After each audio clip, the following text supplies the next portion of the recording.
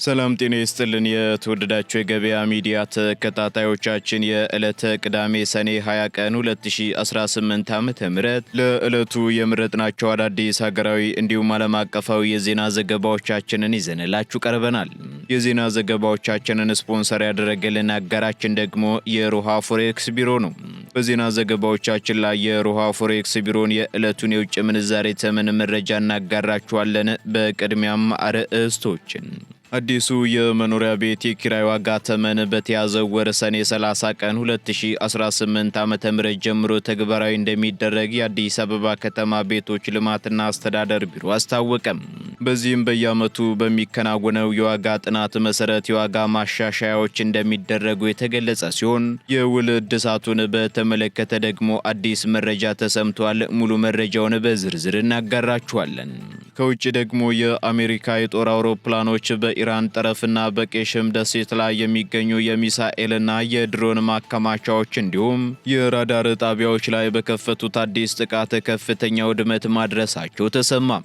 ለዚህ አዲስ ውጥረት መባባስ መንስኤ የሆነው ደግሞ አንድ የጭነት መርከብ በሆርሙዝ ወሽመጥ በኩል ስታልፍ ትናንት በኢራን ድሮን ጥቃት መሰንዘሩን ተከትሎ ሲሆን የአሜሪካው ምክትል ፕሬዝዳንት ጄዲ ቫንስ በበኩላቸው ለጥቃት ምላሹ ጥቃት ነው ሲሉ ጠንካራ ማስጠንቀቂያ አስተላልፈዋል። በዝርዝር እናጋራችኋለን።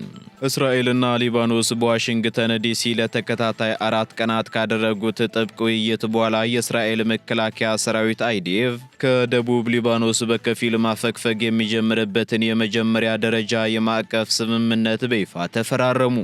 ስምምነቱም የጦር ማፈግፈጉ ከመጀመሩ በፊት በቀጠናዎቹ የነበሩ የሂዝቦላህ ወታደራዊ መዋቅሮች መጽዳታቸው የተረጋገጠ ሲሆን ስምምነቱ በሂደት የሊባኖስ መንግስት በደቡብ ክልል ያሉ ከመንግስት ውጪ የሆኑ ማንኛቸውንም የታጠቁ ቡድኖችን መሳሪያ እንደሚያስፈታም ያዛል ተብሏል።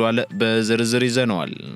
በሀገሪቱ በተከሰተው ከባድ የመሬት መንቀጥቀጥ አደጋ ምክንያት የሟቾች ቁጥር ከ1000 በላይ ሊያሻቅብ እንደሚችል ተነገረ። በሌላ በኩል እንደ ባለስልጣናቱ መግለጫ ከሆነ እስካሁን የ3360 ሰዎች መቁሰል የተረጋገጠ ሲሆን የተባበሩት መንግስታት ድርጅት የረድኤት ኃላፊ በበኩላቸው ከ50,000 በላይ ሰዎች አሁንም ድረስ የት እንዳሉ እንደማይታወቅና መጥፋታቸውን አስታውቀዋል። በዝርዝር ይዘነዋል። የተወደዳችሁ የገበያ ሚዲያ ተከታታዮቻችን እነዚህንና ሌሎች ለዕለቱ የመረጥናቸው ዜናዎችን ይዘንላችኋል። አሁን ደግሞ በዝርዝር ወደምንመለከታቸው መረጃዎቻችን እናልፋለን። በጉጉት ሲጠበቅ የነበረው አዲሱ ብሎክ ተለቀቀ። በመዲናችን አዲስ አበባ ብዙዎች ለመኖሪያና ለኢንቨስትመንት ተመራጭ ባደረጉት በማራኪ ኮሪደር ልማት ደምቆ የሚታየው በመሃል ሲኤምሲ አዲስ ኢንተርናሽናል ኮንቬንሽን ሴንተር ፊት ለፊት ድሪም ቢልደርስ ሪል ስቴት እየገነባ ያለው ብቸኛው ባለ 5 ኮከብ መኖሪያ መንደር ማራኪ እይታ ያላቸውን ከአንደኛው ወለል ጀምሮ በመረጡት የፍሎር አማራጭ ከባለ 1 እስከ ባለ 4 መኝታ ቤቶችን በ10% ቅድመ ክፍያ ማለትም ከ730 ሺህ ብር ጀምሮ 50% በሚደርስ የረጅም ጊዜ ባንክ አማራጭ ጋር አመቻችተን እየጠበቅኖት ነው። ታዲያ ምን ይጠብቃሉ?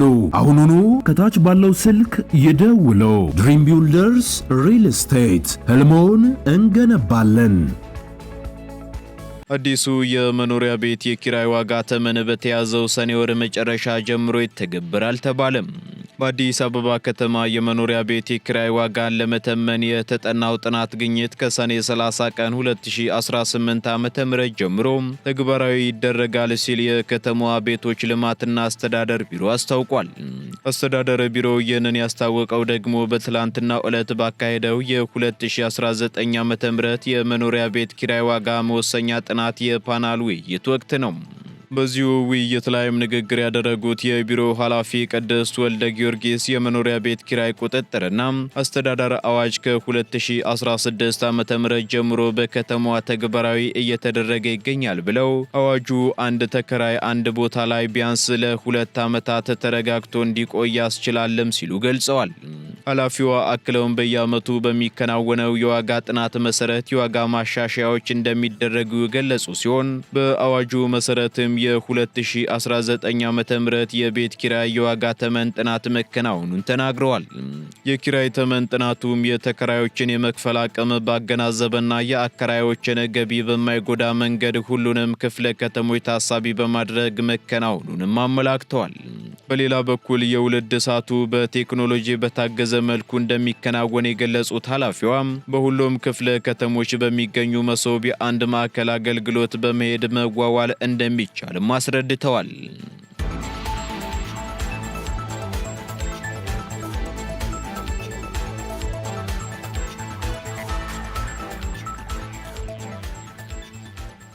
ከውጪ ወደ ያዝናቸው መረጃዎቻችን ስንሸጋገር የአሜሪካ የጦር አውሮፕላኖች በኢራን ጠረፍና በቄሽም ደሴት ላይ የሚገኙ የሚሳኤል ማከማቻዎችንና የራዳር ጣቢያዎችን ደበደቡ።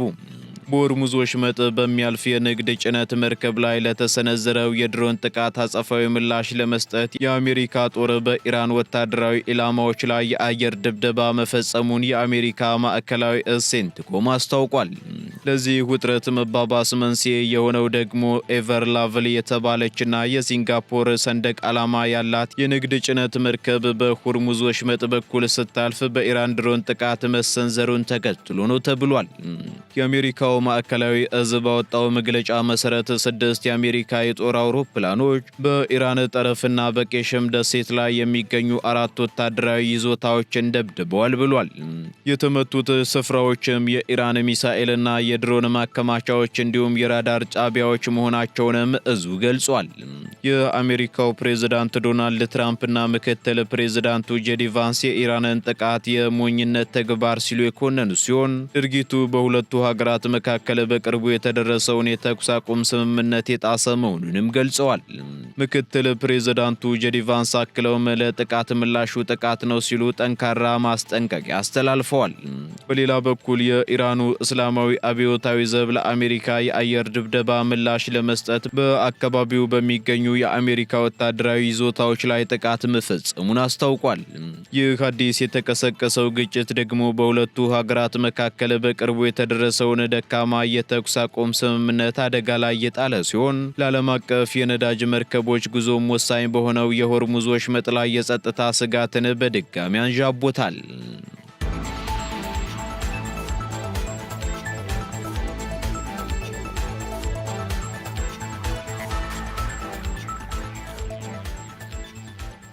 በቬንዙዌላ በተከሰተው ከባድ የመሬት መንቀጥቀጥ አደጋ ምክንያት የሟቾች ቁጥር ወደ 1000 እየተጠጋ መሆኑ ተነገረ።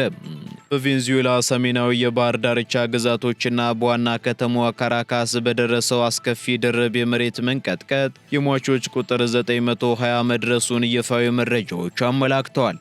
ይሁን እንጂ የነፍስ አድን ሰራተኞች አሁንም በፍርስራሾች ውስጥ ሰዎችን ለማግኘት በሚያደርጉት ፍለጋ የሟቾች ቁጥር ከዚህም በላይ ሊጨምርና ከ1000 ሊሻገር እንደሚችል እየተናገሩ ይገኛሉ።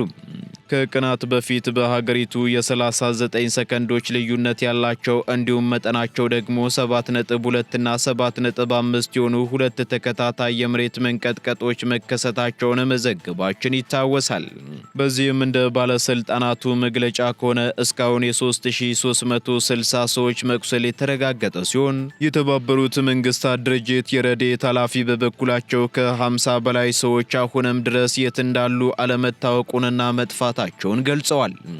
በተለይም ላጓይራ የተባለችው የወደብ ከተማና በካራካስ የሚገኙ በርካታ የጋራ መኖሪያ ህንፃዎች ሙሉ በሙሉ በመደርመሳቸው በርካታ ሰዎች ከነ አካቴው ተቀብረዋል ነው የተባለው። ይህን ተከትሎም የአካባቢው ነዋሪዎች የእሳት አደጋ ሰራተኞችና ወታደሮች የተረፉ ሰዎችን ለማውጣት ፍርስራሾችን በእጃቸውና በቀላል መሳሪያዎች ጭምር በመቆፈር ላይ ይገኛሉ።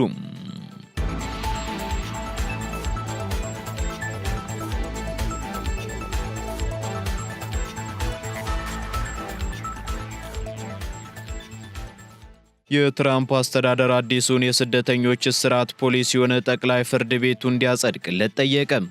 የዶናልድ ትራምፕ አስተዳደር ያለ ህጋዊ ሰነድ ወደ አሜሪካ የገቡ ስደተኞች የፍርድ ቤት ሂደታቸው እስኪያልቅ ድረስ ያለምንም የዋስትና መብት በእስር ላይ እንዲቆዩ የሚፈቅደውንና አከራካሪ የሆነውን አዲስ መመሪያ የሀገሪቱ ጠቅላይ ፍርድ ቤት እንዲያጸድቅለት መጠየቁ ተሰምቷል። በዚህም የአሜሪካ ዋና ሶሊሲተር ጀነራል ጆን ሳውን ለጠቅላይ ፍርድ ቤቱ ባስገቡት አቤቱታ ስደተኞችን ጉዳያቸው ሙሉ በሙሉ ተለይቶ ውሳኔ እስኪያገኝ ድረስ በእስር ማቆየት ከሕግ ቁጥጥር ውጪ እንዳያመልጡ ለማድረግና ወደ መጡበት ሀገር የመመለሱን ሂደት ለማቀላጠፍ ወሳኝ መሆኑን ገልጸዋል። ይህ ያስተዳደሩ አዲስ የሕግ ትርጓሜ ከዚህ ቀደም የፌዴራል ይግባኝ ሰሚ ፍርድ ቤቶች ያስተላለፉትን ውሳኔ የሚቃወም ሲሆን የበታች ፍርድ ቤቶች ደግሞ ይህ አሰራር ከ10 ዓመታት በፊት የወጣውና የስደተኞችን ሕግ ከመጣሱም በላይ የስደተኞችን ሕገ መንግስታዊ መብት ይጋፋል በሚል ውድቅ አድርገውት እንደነበር ይታወሳል። ይህ አዲስ ፖሊሲ በድንበር አካባቢ በቁጥጥር ስር የሚውሉትን ብቻ ሳይሆን በሀገሪቱ ውስጥ ለበርካታ ዓመታት የኖሩና በተለያዩ አጋጣሚዎች በስደት ተቆጣጣሪዎች እጅ የወደቁ በሚሊዮን የሚቆጠሩ ስደተኞችን ጭምር ያለ ዋስትና ለረጅም ጊዜ የማሰር ሰፊ ዕድል የሚሰጥ በመሆኑ ታሪካዊና ታይቶ የማይታወቅ ተብሏል።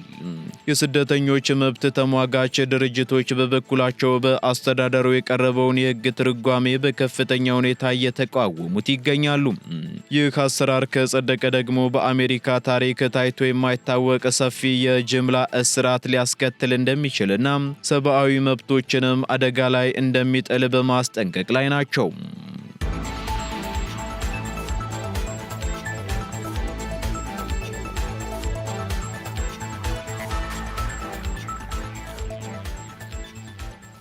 እስራኤልና ሊባኖስ በደቡብ ሊባኖስ ለሚደረገው አነስተኛ ወታደሮች ማፈግፈግ ማዕቀፍ ስምምነት ተፈራረሙ። እስራኤልና ሊባኖስ በዋሽንግተን ዲሲ ለተከታታይ 4 ቀናት ካደረጉት ጥብቅ ውይይት በኋላ የእስራኤል መከላከያ ሰራዊት ከደቡብ ሊባኖስ በከፊል ማፈግፈግ የሚጀምርበትን የመጀመሪያ ደረጃ የማዕቀፍ ስምምነት በይፋ ተፈራርመዋል። በስምምነቱ መሰረትም የእስራኤል መከላከያ ሰራዊት በደቡብ ሊባኖስ ከፈጠረው የደህንነት ቀጠና ውስጥ የሙከራ ቀጠናዎች ተብለው ከተለዩ 2 ልዩ ቦታዎች ላይ ወታደሮቹን በከፊል ለማስወጣት ተስማምቷል ተብሏል። እነዚህ የጦር ማፈግፈግ የሚከናወንባቸው ስፍራዎች ደግሞ አንደኛው ከሊታኒ ወንዝ በስተ ሰሜን፣ ሁለተኛው ደግሞ ከወንዙ በስተ ደቡብ የሚገኙ መሆናቸው ተነግሯል። የእስራኤል ሰራዊት በደረጃ ከነዚህ ቀጠናዎች በሚወጣበት ወቅትም የሊባኖስ ብሔራዊ ጦር በቦታዎቹ ላይ በመስፈር የጸጥታና የይዞታ ኃላፊነቱን ሙሉ በሙሉ እንደሚረከብም ተገልጿል። ከዚህ በተጨማሪም የጦር ማፈግፈጉ ከመጀመሩ በፊት በእነዚህ ቀጠናዎች የነበሩ የሂዝቦላ ወታደራዊ መዋቅሮች መጽዳታቸው የተረጋገጠ ሲሆን ስምምነቱ በሂደት የሊባኖስ መንግስት በደቡብ ክልል ያሉ ከመንግስት ውጪ የሆኑ ማንኛቸውንም የታጠቁ ቡድኖችን መሳሪያ እንዲያስፈታ ያዛል ተብሏል። የእስራኤል ጠቅላይ ሚኒስትር ቤንያሚን ኔታንያሁ ስምምነቱን አስመልክተው በሰጡት መግለጫ ይህ ውሳኔ በሊባኖስ ላይ ለነበራት የኢራን ተጽዕኖ ትልቅ ዲፕሎማሲያዊ ምት መሆኑንና ኢራን በዚህ ጉዳይ ላይ ምንም አይነት ሚና የላትም የሚል ግልጽ መልእክት የተላለፈበት ነው ብለዋል። በሌላ በኩል የሂዝቦላህ የፖለቲካ ክንፍ የዋሽንግተኑን ድርድርና ስምምነት ሙሉ በሙሉ ውድቅ ማድረጉንና ለሊባኖስ ጥቅም የማይበጅ መሆኑንም በመግለጽ ተቃውሞን አሰምቷል። የአሜሪካ የውጭ ጉዳይ ሚኒስትር ማርኮ ሩቢዮ በበኩላቸው ስምምነቱ የመጀመሪያው ትልቅ ስኬት ቢሆንም ወደፊት ግን ሰፊና ውስብስብ ስራዎች እንደሚቀሩ አስገንዝበዋል።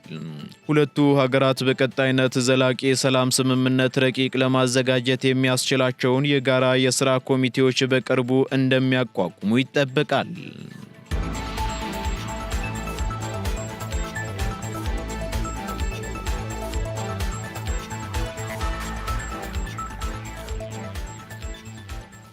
ቀጥለናል። ውድ ተከታታዮቻችን ወደ መጨረሻው ዝርዝር መረጃችን ስንሸጋገር ሳውዲ አረቢያ በሜዲትራኒያን ባህረ ሰላጤ ጉባኤ ላይ ቀጠናዊ የጋራ ደህንነት እንዲመሰረት ጥሪ አቀረበች።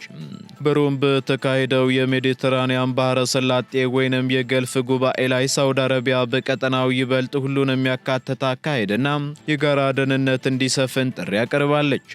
በጉባኤው ላይ የሳውዲ አረቢያን መንግስት የወከሉት የውጭ ጉዳይ ሚኒስትር ባለሙሉ ስልጣን ሚኒስትር ዶክተር ማናል ራድዋን እንደገለጹት በአሁኑ ወቅት በቀጠናው እየታየ ያለው ስትራቴጂካዊ መልሶ መዋቅር በበላይነት ወይንም ደግሞ በወታደራዊ ኃይል ላይ ከተመሰረቱ ፖሊሲዎች ይልቅ ሁሉን አቀፍ የውይይት ማዕቀፎችና የጋራ ደህንነትን እንደሚሻ አጽንኦት ሰጥተዋል። ሚኒስትሯ በንግግራቸው የፍልስጤም ጉዳይ ለቀጠናው ደህንነት መሰረታዊ ሆኖ እንደሚቀጥል በመግለጽም በጋዛ ያለው ሰብአዊ ቀውስ፣ በዌስት ባንክ እየተስፋፋ ያለው የሰፈራ ግንባታና የኢየሩሳሌምን የመጨረሻ ደረጃ የሚሸረሽሩ ተግባራት ለዓለም አቀፍ መረጋጋት ስጋት መሆናቸውን አስጠንቅቀዋል። በመሆኑም ዘላቂ ሰላምን ለማምጣት የባዕድ ወረራው ማክተም፣ እስራኤል በድርጊቷ ተጠያቂ መሆንና ሉዓላዊነቷ የተጠበቀ የፍልስጤም መንግስት መመስረት ግድ ይላልም ብለዋል። ከዚህ መሰረታዊ ጉዳይ በተጨማሪ የሀገራትን ሉዓላዊነት ማክበር፣ በውስጥ ጉዳይ ጣልቃ ለመግባት እንዲሁም የባህር ላይ የአሰሳ ነጻነትንና የዓለም አቀፍ አቅርቦት ሰንሰለትን መጠበቅ እጅግ አስፈላጊ መሆኑን ዶክተር ማናን ራድዋን አብራርተዋል። አያይዘውም በኃይል ወይንም በኢነርጂ፣ በዲጂታል ኢኮኖሚና በስትራቴጂካዊ መሰረተ ልማት ዘርፎች ያሉ የጋራ ተግዳሮቶችን ለመጋፈጥም በባህረ ሰላጤው ሀገራትና በአውሮፓ መካከል ጠንካራ አጋርነት እንዲፈጠር ጥሪ አቅርበዋል። ሚኒስትሯ ንግግራቸውን ሲያጠቃልሉም ለቀጠናዊ ቀውሶች ዘላቂ መፍትሄ ለማምጣት የተቀናጀ የጋራ እርምጃ መውሰድ ወሳኝ መሆኑንም አስገንዝበዋል።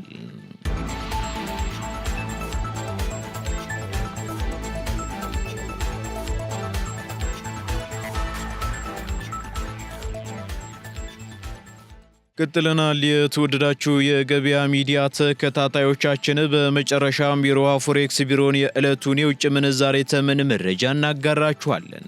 በዚህም አንድ የአሜሪካ ዶላር 176 ብር ከ65 ሳንቲም እየተገዛ 180 ብር ከ18 ሳንቲም እየተሸጠ ይገኛል። ፓውንድ ስተርሊንግ 229 ብር ከ42 ሳንቲም እየተገዛ 234 ብር እየተሸጠ ይገኛል። ዩሮ ደግሞ 199 ብር ከ62 ሳንቲም መግዣው ሲሆን መሸጫው እንዲሁ 203 ብር ከ61 ሳንቲም ሆኗል። ስዊስ ፍራንክ 215 ብር ከ71 ሳንቲም እየተገዛ 220 ብር ከ2 ሳንቲም እየተሸጠ ይገኛል። የተባበሩት አረብ ኤምሬት ድራም 47 ብር ከ60 ሳንቲም እየተገዛ 48 ብር ከ58 ሳንቲም እየተሸጠ ይገኛል። የሳውዲ ሪያል 45 ብር ከ70 ሳንቲም መግዣው ሲሆን መሸጫው ደግሞ 46 ብር ከ61 ሳንቲም ሆኗል። የቻይናው ዩዋን 24 ብር ከ40 ሳንቲም እየተገዛ 25 ብር ከ88 ሳንቲም እየተሸጠ ይገኛል። የካናዳ ዶላር ደግሞ 121 ብር ከ15 ሳንቲም እየተገዛ 123 ብር ከ57 ሳንቲም የተሸጠ መሆኑን የሮሃ ፎሬክስ ቢሮ የዕለቱ የውጭ ምንዛሬ ተመን መረጃ ያመለክታል።